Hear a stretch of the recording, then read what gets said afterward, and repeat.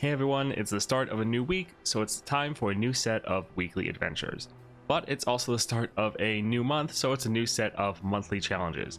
We're going to be streaming those over on Twitch. Normally that goes live about an hour after this video, so go ahead and check it out. Look forward to seeing you there. But let's get into this set of weeklies. So we have a 1.5, a 2, and a 4-star adventure. For the 1.5, we have Dune Striders. Each round the player's first Shurima card costs 1 less to play. Pretty straightforward, just play Shurima, but it is Katarina as far as the boss, so do try to have a plan to deal with her. For the 2-star, we have Combat Awareness. All units have Scout, so again, both you and the enemy, but this is a pretty fun one. Just use any of the champions that were good with the old Gale Force, so like Jax, Elise, Teemo, Diana. They will all be very solid here. We also have Incapacitation. The player's damage units can't block, so this is one that won't matter for many of the champions you're playing because you're just going to end like round 1.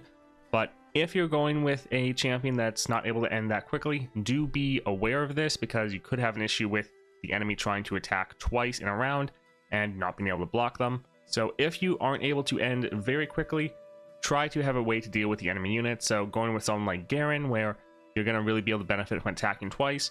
But if the enemies have units, you have like single combat to still be able to get rid of the enemy and still do all right. Last up then, we have the 4-star. So keep searching. Round start, the player shuffles their hand into the deck and draws that many. So you really won't be able to plan ahead with your cards. So this will be pretty interesting to play around. Try to look for any synergies with draw. So I know there's 1 power that your entire board gets 1 power for every card you draw in a round. That could be really good here.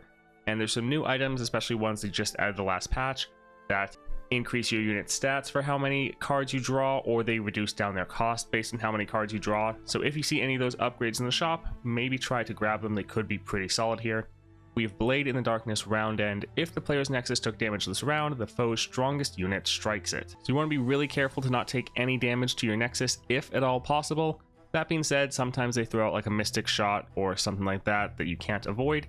If that happens, look at the enemy board, look at what units they have, and if they have something pretty big, try your best to either frostbite it or just remove it from the board. Stunning it's not really going to help, but a frostbite or some hard removal will be pretty good. Now if the enemy just has really small units, it doesn't really matter, then don't have to worry as much, but just be aware if you take damage you're going to get striked, and it's just going to be by whatever their strongest unit is. So just look at their board and make sure they don't have any big solid units that are going to really hit you very hard at the end of the round. Now they also have the Vicious Enemy, just making everything a little bit harder. Now for this challenge, it's not really pushing you in any one direction other than just playing a solid unit.